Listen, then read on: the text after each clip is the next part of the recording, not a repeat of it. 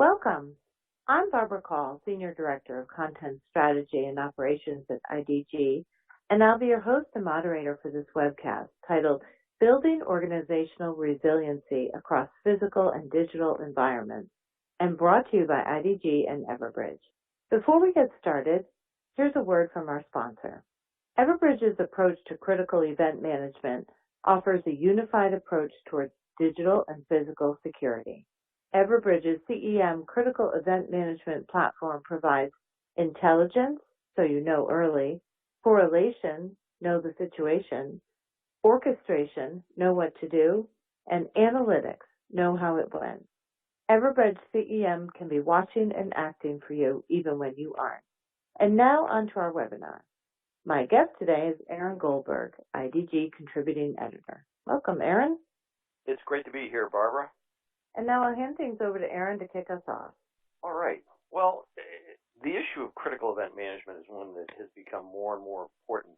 As organizations are run leaner, they're run with fewer safeguards that allow us a lot of time to recover, and there's more threats and more issues that can become a critical event. So today I'm going to cover 5 important things. What's a critical event? What modern businesses need in an approach to critical event management? Particularly of importance is the fact that critical event management requires both a physical and digital solution. Then we'll talk about where some of the legacy CEM processes do come up short, and correspondingly, what you should look for in a next generation CEM platform that can take you into the future with better protection, more resiliency, and better prevention. So let's get right to it. So what is a critical event? That's the question many of us ask, and the definition has changed a bit over time, and it's one that I think we all should look at as we start. First, it has 2 attributes, digital and physical, because a critical event for our business can be sourced in a number of ways, and they really boil down to these 2. So what's the definition? Simply, a critical event is an incident that poses serious risk or threat to people or assets. There's a lot of things they can be. They can be natural disasters, it can be a cyber attack, it can be a physical threat or event, or another type of crisis. But put simply, a critical event is one that has the potential to seriously disrupt business processes for a substantial period of time. And that's really the way to think about it. These aren't little short outages, something we remediate. It's not simply like a ransomware attack. It's something much more impactful and much broader in scope. So what are some examples of CEM that we should be planning for? An active shooter, severe weather crisis, or an IT outage or system failure. Of course, there are cyber threats like ransomware, like persistent attacks that create an IT outage, so we can't dismiss them entirely, but it's a broad-scale impact, and that's really the differentiator here. It's something that impacts a great percentage of the organization and really causes business to halt, so to speak. So let's really talk about what a modern business needs, because if you look at it, we have new trends and new fundamental changes that are really going to impact CEM solution and protect and preserve our business. 3 megatrends immediately come to mind. The first is hybrid work. The notion that if we defend the building, so to speak, that we're okay, has really gone away. And that's a plus and a minus, because the plus is that the physical impact can have less broad reach on our employees because they're working from other places. On the other hand, we've got a lot larger perimeter to defend or deal with, or different environments to protect or prevent attacks from occurring in. Going digital is a big deal because what it says is the impact on digital systems has a much broader business impact. Now there are large manufacturing organizations. I wish I could name the company because I've talked to their CIO, and she said very simply, if any of these 4 systems go down for more than 2 hours, we send a shift of 4,000 employees home for the day with pay. That's pretty much the definition of a critical event. Another problem is that we have high-speed business today. Our cycle times are much shorter. Our response times are much faster. So any downtime is magnified because it has a longer impact on our business processes because more of them are occurring in the same amount of time. So if we look at those demands, it says, hey, there's fundamental changes to the business in the last 5 years. What used to work no longer works. It's kind of like thinking back to, Office 95 and, the modern Office 365. They're very different products. We're in a very different environment. We have to look at the ability of two things, and that's deliver response and prevention. More and more prevention becomes a critical part of CEM, because if you can prevent a problem, if you can prevent something from happening, then you never have to deal with it. It's much like we're seeing in the cybersecurity trend of preventing cyber attacks, not responding to them solely. There's a need for speed. If something happens, we have to move quickly. We have to move with alacrity. We can't wait for meetings. We can't wait for people. We can't wait to try and figure things out. We have to have a process in place supported by our CEM solution that's going to let us respond with speed. We also have the problem of changing risk profile. How do we assess our risk? We need new tools to accurately assess it, because if we have the old tools, we're going to miss many of the modern risks, many of the ways we can be impacted. So there's a lot of change, and the whole point of this slide really is to identify these changes and talk about how CEM of even just 5 years ago wasn't designed to meet the threats, the issues, provide the prevention that's so important today. Going digital has huge impact on CEM. Digital systems are essential to business. If you look at it, in some cases, you won't be able to operate the business. You'll have to send people home, or you'll have to miss client commitments. There's all kinds of problems, and they can be a physical or digital problem.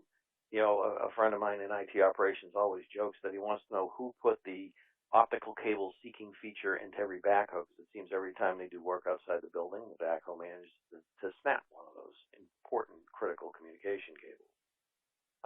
Also, we can't just defend the data center anymore in a digital world. We have cloud services, we have edge, we have people working from home, people working from other places. We may have federated business partners that we share systems with. For example, like the people who cater airplanes and the airplanes who fly the planes. And it's important to realize that there is no single perimeter anymore. In fact, it's a perimeter-free world. And if we go digital, that impacts how CEM products or platforms have to be structured, because we can't just simply say, let's just build a big fence. Also, there's a lot more real-time systems. It's not just manufacturing. It's healthcare. It's retail. It's other industries where things are happening in real time. As a result, we need real-time monitoring for these systems so that we can assess any issue much more quickly. If we have to wait for an operator to go through logs or dashboards, be hours before we identify a problem. We need a CEM platform that has automation and the ability to understand these real-time systems in real time. So if something happens, again, we go back to that KPI speed, we can respond much more quickly. So I want to talk a little bit about speed to recovery, because that's the new KPI. If you look at it, that's what the business needs. The business needs to be back up and running. And if you're taking a focus from kind of the 50,000-foot level on starting your project for a new CEM tool, the first thing you need to look at is the process I'm defining, the tools I'm going to buy, the solutions I'm going to contract for. How do they impact my recovery KPI? Now, interestingly enough, people tend to look at different systems, different parts of the organization, say, hey, these are reliable, speed to recovery time, or time to resume operations, PRO. The best way to recover is not to have a problem. And that's really a key part of the best-in-class CEM platforms, that there is a heavy focus on prevention. And these platforms work with other prevention tools like your cyber defenses, because the fastest recovery is when there's no recovery needed. That is optimal for the business. There's no interruptions. There's no crises. There's all kinds of benefits if you can prevent them. And that also means you have to understand your risk. So risk management is a big part of prevention as well. It's not a simplistic solution. And again, it's one that spans many business disciplines. So while prevention is so important, realize that it's not simple, and you need a platform that really does support the prevention aspect. Another important factor when you're talking about how fast we can recover if something happens is you don't want silos. As I talk to IT professionals around the country, one of the things that comes up when you talk about this is nobody seems to own the problem. There's if they're in a manufacturing environment, I love that as a great example. The manufacturing team has their own recovery. The IT team has their own recovery plan. or incident response plan. Management has an incident response plan. PR has an incident response plan. HR has an incident response plan. Everybody's got their little silo. And when something happens, very simply, the first block of time, and it can be days, is focused on how do we get all the right people together? How do we get all the information together? How do we bring all the parties to the table? And that's just a preamble. So we really haven't done anything to recover. We've just tried to organize ourselves. And that's probably one of the most important differences between old and new CEM solutions is the single platform. You want it all in one place, because if it's not all in one place, you have to deal with the silos. Now, another key capability that you'll find in the best-of-breed CEM solutions today is automation. There are many business plan aspects we can take or processes we can implement that if X happens, we do Y. And if you automate that, it happens at the speed of machines, not the speed of human decision-making. That is much, much faster. So the more automation, the better the automation is designed, the better support there is for automation. That's going to make a huge difference in your speed recovery KPI. And again, automation is something that's not there in many, many of the legacy systems. In fact, few that I've seen. So we look at these three aspects, and they really have to be, in a way, foundational for a new CEM solution. And they really address many of the issues that the changes in how we do business that we talked about earlier occur. I talked about risk assessment, and the risks have truly changed. And this is, again, part of the net new we're dealing with, because physical and digital threats are both there. They're intertwined in some cases. So how do we manage those? How do we make sure we're covering both in one tool? Because if we're not covering both, we have a physical plan and we have a digital plan. If there is a combined issue, a combined CEM event, we're back to how do we coordinate, how many days does it take to get the act together, and so on and so forth. We also have new environmental risk.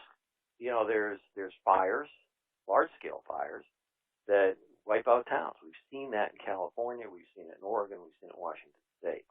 There's rising sea level. There's potentially, events where we might not have access to buildings. So we have to take into account new environmental risk in our planning. And we also have to look at threats that impact the entire business. And of course, the poster child here is the pandemic. But there are less, shall we say, broader, huge impacts, threats and risks that have that kind of catastrophic impact, yet they can impact the entire business. So we need to have a plan that understands these new and diverse risks, because if we're not understanding, we're not building to support them, we may find ourselves short. And again, if you look at the pandemic, many businesses should be lauded because they managed to stay in operation. Some it wasn't easy. I know, again, I focus on, the IT environment. I know IT professionals work, 24/7 for 3 or 4 days to get remote systems up and running. The reality is we need to have a plan in place before these occur and have it for the worst case scenario, because the risks are becoming more and more worst case scenario risks. I talked about bridging the physical and digital environments. Codependency is the rule. Silos of physical and digital are anathema. One of the most common is if you look at the data center, and I know we're defending more than the data center, I understand that, but we may have the physical data center controlled by the facilities team, the digital data center controlled by IT, and they don't talk well or haven't collaborated on a plan. That's a good example of a silo of physical and digital. They exist all over the business. It can be manufacturing plants, it can be logistics, it can even be HR and facilities. So there's so many places we have to understand there's a codependency. We're starting to see things become more integrated every year between the physical and the digital. We see the Internet of Things, smart buildings, sensors. There's a great focus on employee safety with sensors going into buildings that track things and track people and track cell phones so we know where people are. Again, these are all areas where we're seeing the merging of the physical and digital. And if you look at it from, again, our speed KPI, and I will go back to that because speed matters, the time to resumption demands integration. Because, again, if you have to go back to your first step is to organize and understand, you've already lost the game. They're intertwined, both are necessary to resumption. We're starting to see fewer and fewer critical events that are simply just physical or just digital. And when you add in the hybrid work dynamics, it says the physical and digital have to be considered as a whole, not as separate pieces. That's just where we are and what we deal with. So I've talked a little bit already, and I've inferred some limitations that are out there in legacy CEM approaches. And it's, in many cases, we have to give credit because people have kind of built these plans over time. They have been built, in response to, a demand or a need. But there hasn't been a holistic executive management-driven approach to build a comprehensive CEM response process. And in some cases, it's digital tools. In some cases, they're not. The future is, of course, digital tools. But if we look at the problems of the legacy, the fact that it's not holistic is certainly a problem because the risks are holistic. The other part is it's completely people dependent. And one of the problems in a CEM, and I hate to say it, is that sometimes people can be unavailable. And not unavailable because they aren't there, but it could be like Katrina where people were unavailable because they were completely isolated and absolutely incommunicado.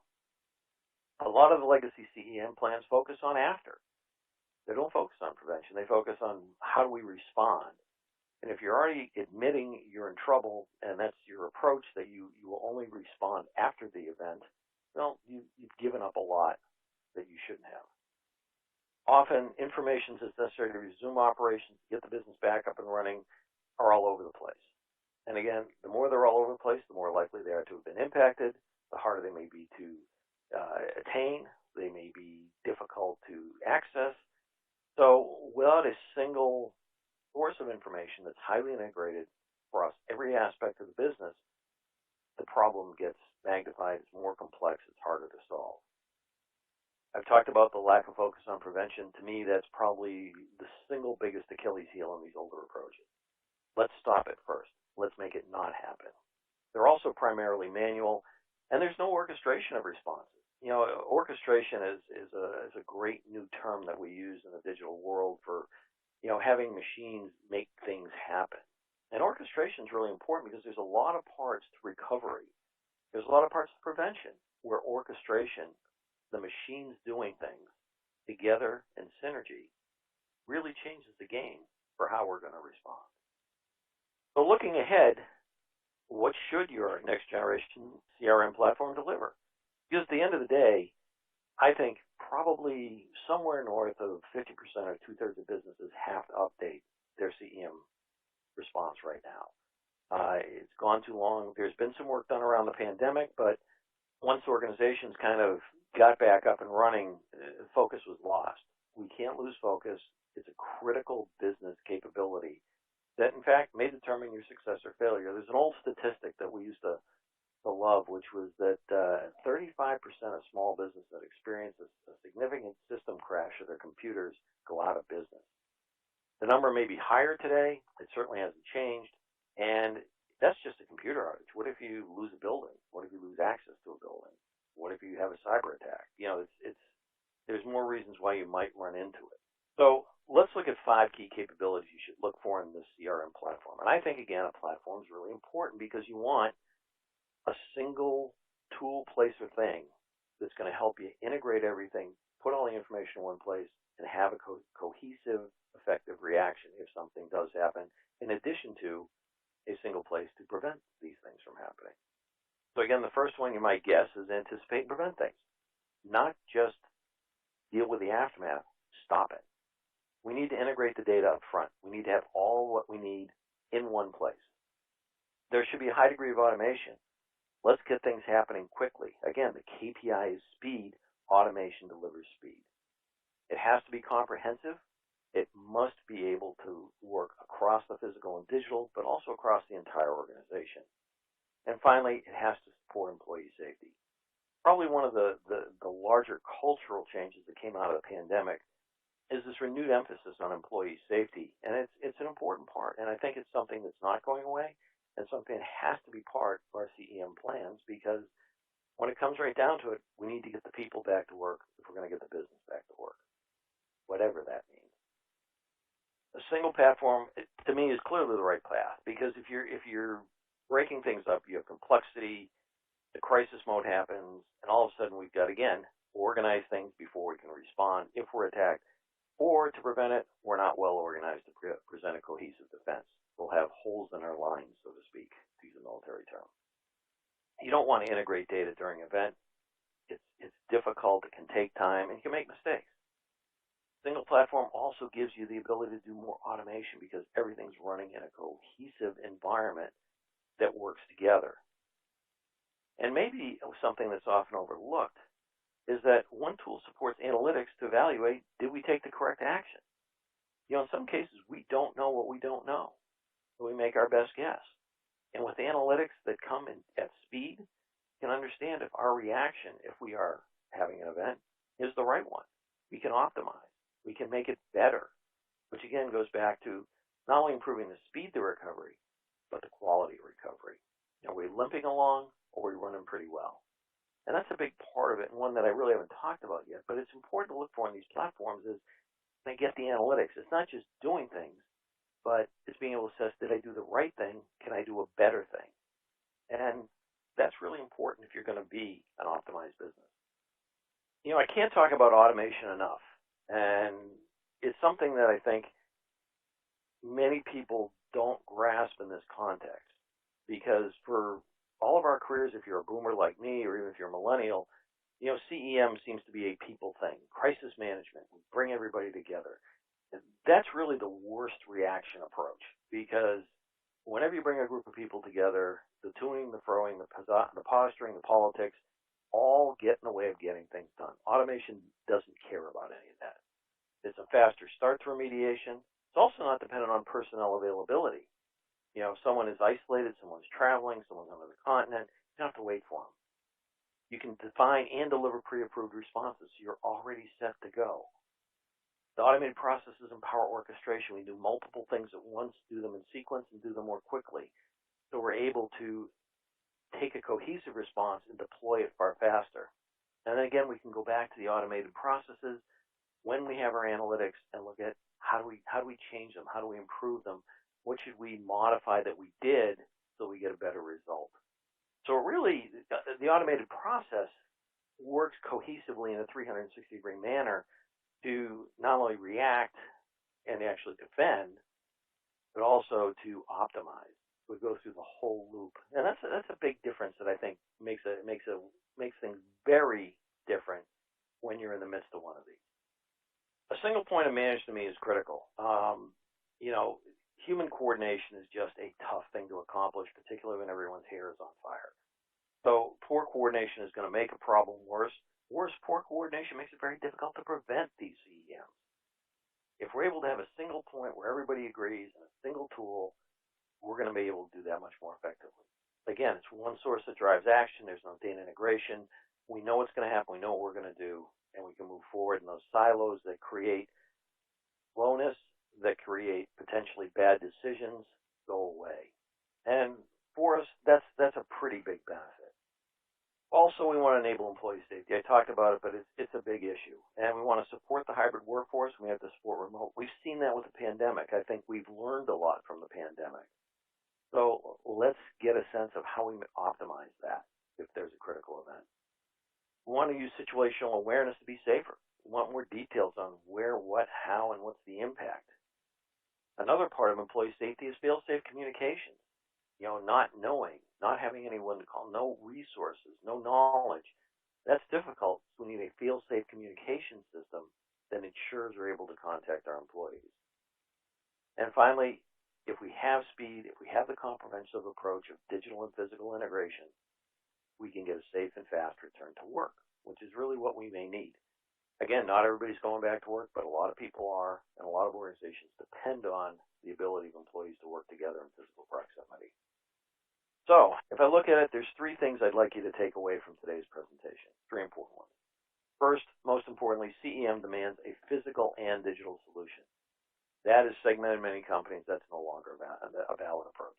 You need to have one solution that covers both. There are fundamental changes in business today. Again, the change continues at an ever-increasing pace. And a lot of legacy CEM approaches, frankly, just were never designed to deal with what we deal with today.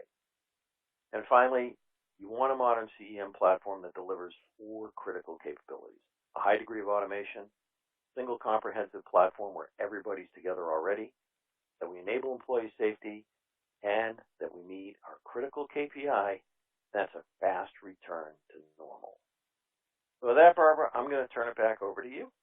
Thanks, Aaron. That was great. Before we close, a word from our sponsor. Business resilience is no longer optional. The ability to deliver on your mission and vision regardless of any kind of crisis or disruption, be it extreme weather, political upheaval, cyber attack, or the next disease outbreak, will become a competitive advantage for those that embrace it as a core principle. Gartner predicts 70% of CEOs will mandate a culture of organizational resilience to survive coinciding threats from COVID-19, cybercrime, severe weather events, and political instability. Thanks to Aaron Goldberg, our guest, for joining us today, and thanks to you, our listeners. For more information, please visit the resources area on your console. For IDG and Everbridge, I'm Barbara Call.